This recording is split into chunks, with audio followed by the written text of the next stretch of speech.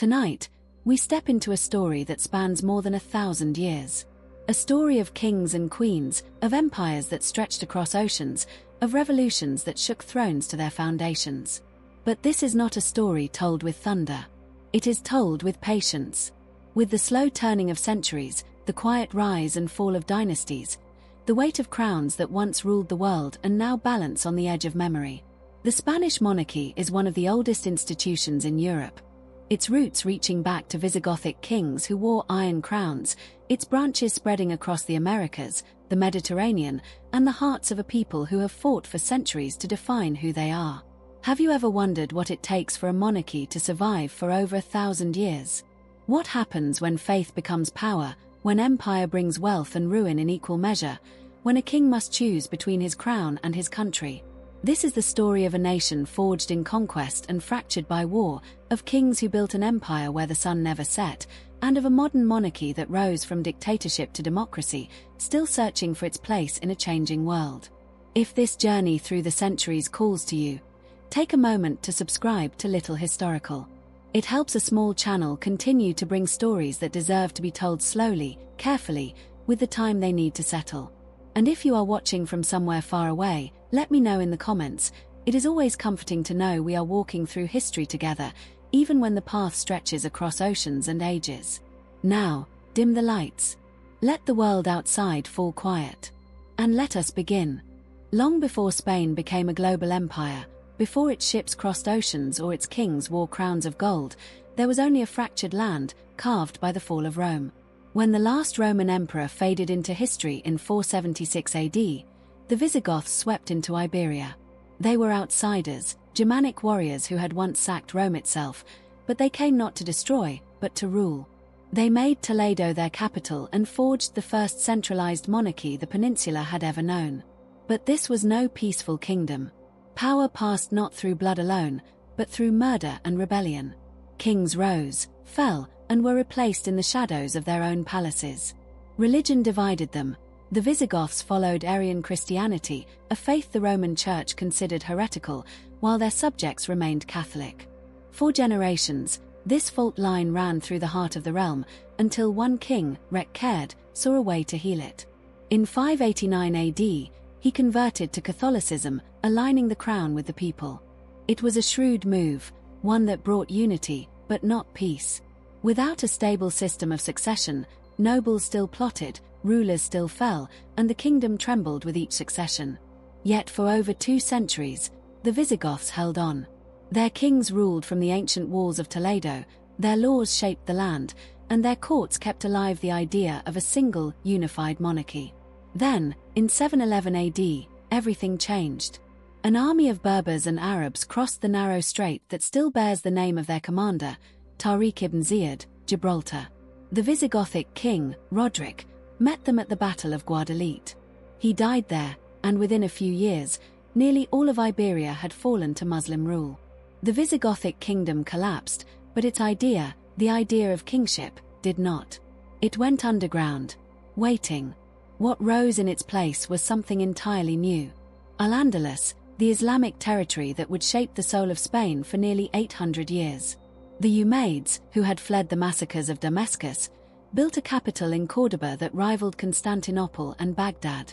They turned mosques into centers of learning, translated the wisdom of Greece and Persia, and created a society where Jews, Christians, and Muslims lived, sometimes uneasily, sometimes beautifully, under a single sky. Córdoba became the most advanced city in Europe, with paved streets and libraries and scholars who whispered questions about the stars while the rest of the continent slept. It was not a perfect paradise. There were revolts, purges, and divisions between Arab elites, Berber converts, and local Christians who kept their faith but lost their land.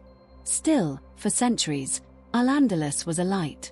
And while that light shone bright in the south, in the north, in the rugged mountains of Asturias, a different story was unfolding. Small Christian kingdoms, barely more than clusters of villages and fortresses, began to whisper a word that would echo for generations: Reconquest. The Visigothic kings were gone. The Umayyad caliphs ruled. But the idea of a single, Christian Spain, forged in the collision of faith and power, had only just begun to stir. The whisper of reconquest began in the mountains of Asturias, where a nobleman named Pelayo gathered a ragged band of Christians and, according to legend, defeated a much larger Muslim force at Covadonga around 722 AD. It was a small battle, barely more than a skirmish, but it became a symbol, a spark. Over the centuries that followed, that spark spread. From Asturias grew the Kingdom of Leon. From the Pyrenees rose Navarre, a blend of Christian and Basque traditions. Along the Mediterranean coast, Aragon built its power on trade and conquest. And in the center of the peninsula, on a frontier lined with castles, castillos, a kingdom called Castile began to stretch its limbs. These were not unified crusaders. They fought each other as often as they fought the Muslims. But they all shared a horizon to the south, a land rich with cities and science and wealth that they could not forget. For centuries, the balance of power shifted like the tides. Christian kings raided Muslim territories, took slaves, seized treasure, and then retreated. Muslim rulers, in turn, demanded tribute and occasionally struck north with devastating force. In the 11th century, the once mighty Caliphate of Córdoba splintered into smaller, rival kingdoms called taifas. Christian kings saw their chance. They launched campaigns, demanded larger tributes, and gradually began to absorb territory. It was during this time that a legend emerged. Rodrigo Diaz de Vivar, a Castilian knight who fought for both Christian and Muslim rulers, driven more by loyalty and survival than ideology. The Spanish would call him El Cid. His name would be carved into myth, but his life was a mirror of the age, a time when borders blurred, alliances shifted, and the line between enemy and ally was drawn in blood and gold. By the 13th century, two Christian kingdoms had risen above the rest. Castile, land-hungry and fiercely Catholic, had conquered Córdoba and Seville. Aragon, looking east across the Mediterranean, had taken Valencia and the Balearic Islands. They were rivals, often at odds, each believing itself the rightful leader of a future Spain. Yet they both pursued the same goal, the expulsion of Muslim power from the peninsula. In 1492, after a 10-year campaign, they achieved it. Granada, the last Muslim stronghold, fell. The Reconquista was over. But victory brought with it a new set of questions. What would a unified Spain look like? Who would rule it? The answer came not from a battlefield, but from a marriage. In 1469, Isabella of Castile and Ferdinand of Aragon had wed. Their union was controversial, their power contested, but their ambition was absolute. Together, they forged a new monarchy, one that would soon reach across an ocean, reshape Europe, and create an empire on which the sun would never set. That is where the next chapter begins, in the shadow of a new world. In the first light of the 16th century, Spain was no longer a collection of squabbling kingdoms. It was a new nation, forged in the fires of reconquest and sealed by the marriage of Isabella and Ferdinand. But when Ferdinand died in 1516, the crown passed to a young man who would inherit not just Spain, but half the known world. His name was Charles I of Spain, and his lineage was staggering. Through his mother, Joanna of Castile, he was the grandson of Isabella and Ferdinand. Through his father, Philip the Handsome, he was the heir to the Habsburg dynasty, a family that had quietly assembled an empire across Central Europe. When Charles also became Holy Roman Emperor in 1519, he ruled over Spain, the Netherlands, Naples, the vast territories of the Americas, and much of Germany. It was said that the sun never set on his empire, and for the first time in history, that was almost true. But such vast power came with vast burdens. At home, Castilian nobles rebelled against a king they saw as foreign, a ruler who spoke Flemish and surrounded himself with outsiders. Charles crushed the revolt, but the resentment lingered. Abroad, he was locked in a lifelong struggle against France, the Ottoman Empire, and the Protestant Reformation that was tearing apart the church he was sworn to defend. He fought, he negotiated, he borrowed money from bankers who bled his treasury dry. By 1556, exhausted and disillusioned, he did something no emperor had done before: he gave it all up. He abdicated. His brother Ferdinand took the imperial crown. His son, Philip II, inherited Spain and its global possessions. Charles retired to a monastery, where he spent his final years watching the empire he had built crumble under the weight of its own ambition. Philip II was a very different ruler. Where his father had traveled constantly, Philip stayed in Spain. Where Charles had been pragmatic, Philip was devout. He saw himself not merely as a king, but as God's chosen defender of the Catholic faith. From his fortress-like palace, El Escorial, he ruled with absolute authority. His reign was a paradox. Under him, Spain reached the height of its power. Silver from the Americas flowed in such quantities that the kingdom seemed inexhaustible. His armies dominated Europe. His fleets patrolled the oceans. But he also inherited his father's enemies, and he met them with relentless war. He sent troops to crush the Protestant rebellion in the Netherlands, a conflict that would drag on for decades. He supported Catholic causes across Europe, draining the treasury. And in 1588, he made a decision that would haunt Spain for centuries. He sent the Spanish Armada to invade England, hoping to overthrow Queen Elizabeth I. The fleet sailed with prayers and banners, convinced of divine favor. But God, it seemed, had other plans. A smaller English navy and a savage storm scattered the Armada. Half the ships never returned. The defeat was not just military, it was psychological. The myth of Spanish invincibility had been shattered. Spain remained powerful, but the cracks were showing. Philip died in 1598, leaving behind an empire overstretched, a treasury in debt, and a kingdom that had begun to turn inward. The Habsburg dynasty would cling to power for another century, but the seeds of decline had been planted. And in the royal palace, as the old king took his final breath, the question that would define the next 100 years was already being whispered. How long can an empire live when it feeds on nothing but its own past?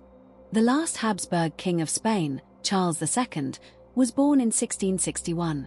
He was the product of generations of inbreeding, a dynasty that had married cousin to cousin, uncle to niece, in a desperate attempt to preserve its bloodline. The result was a king who could barely speak, whose jaw was so deformed he could not chew, who suffered from seizures and impotence, and who was, by the time he took the throne at 4 years old, already a symbol of a dynasty in decay. His reign was a slow unraveling. The court was ruled by factions, the treasury was empty, and foreign powers circled like vultures waiting for the inevitable. When Charles II died in 1700 without an heir, the Spanish Habsburg line died with him. His death did not just end a dynasty, it opened a wound that would bleed across Europe. The question of who would inherit the Spanish crown ignited a war that would last over a decade, redraw the map of Europe, and bring a new royal house to power, the Bourbons. Philip V, the first Bourbon king of Spain, was the grandson of Louis XIV of France. He brought with him a vision of absolutism modeled on Versailles. He centralized power, stripped away the ancient rights of regions like Catalonia and Aragon, and turned Spain toward a new, modern model of monarchy. But the 18th century was not kind to absolute kings. Enlightenment ideas seeped across the Pyrenees, and Spain's most effective ruler, Charles III, found himself walking a delicate line between reform and tradition. He rebuilt the army, modernized the economy, and even curbed the power of the church. But the upheaval across Europe was too great to contain. In 1808, Napoleon Bonaparte invaded Spain, imprisoned the Bourbon king, and placed his own brother on the throne. The Spanish people rose in revolt, launching a brutal guerrilla war that would bleed France white and scar Spain for generations. Out of that chaos, Spain's first modern constitution was written in Códice, a liberal document that limited royal power and planted the seeds of a long, bitter struggle between absolutists and reformers. The 19th century was a century of war. The Spanish Empire in the Americas collapsed as colony after colony declared independence. At home, the death of Ferdinand VII in 1833 sparked the Carlist Wars, a series of civil conflicts between supporters of his daughter Isabella II and those who backed his brother Carlos. Spain became a battleground for ideologies: liberalism versus absolutism, centralism versus regionalism, tradition versus modernity. Kings were crowned, exiled, and restored. The monarchy survived, but it was never stable. In 1868, Isabella was overthrown. A brief experiment with a republic failed. The Bourbons returned, but the throne was shaken again by colonial defeat in 1898, when Spain lost its last major overseas territories, Cuba, Puerto Rico, the Philippines, in a war with the United States. The once great empire was reduced to its European shell, and the monarchy that had ruled over it was left exposed. The 20th century brought even greater upheaval. In 1931, King Alfonso XIII fled the country after Republican candidates swept municipal elections. The Second Republic was proclaimed, and Spain entered a turbulent period of reform and reaction. But the Republic could not hold. In 1936, civil war erupted, a brutal, ideological conflict that pitted Republicans against nationalists, brother against brother. After 3 years of bloodshed, General Francisco Franco emerged victorious. He would rule Spain as a dictator for nearly 4 decades, crushing dissent and outlawing the political parties of the left. But Franco was a pragmatist. In 1969, he named Juan Carlos, the grandson of Alfonso XIII, as his successor. He believed Juan Carlos would continue his authoritarian legacy. He was wrong. When Franco died in 1975, Juan Carlos became king and immediately set Spain on a path to democracy. He dismantled the Francoist state, championed a new constitution, and faced down a military coup in 1981. For a time, he was hailed as the man who saved Spain. But time reveals all. In his final years, Juan Carlos was brought low by scandal, an elephant hunting trip in Botswana during a national economic crisis, revelations of hidden bank accounts, whispered stories of affairs and influence peddling. In 2014, he abdicated in favor of his son, Felipe VI. Today, Felipe rules a Spain that is divided, restless, and uncertain. The monarchy he inherited is no longer unquestioned. Young Spaniards are increasingly skeptical of an institution they see as out of touch. Regional tensions, particularly in Catalonia and the Basque Country, have challenged the very idea of a unified Spain. And yet, after more than 1,000 years of kings and queens, empires and exiles, revolutions and restorations, the Spanish monarchy endures. Its future, like its past, is not written in stone. It will be shaped, as it always has been, by the people who wear the crown and the people who decide whether to keep it.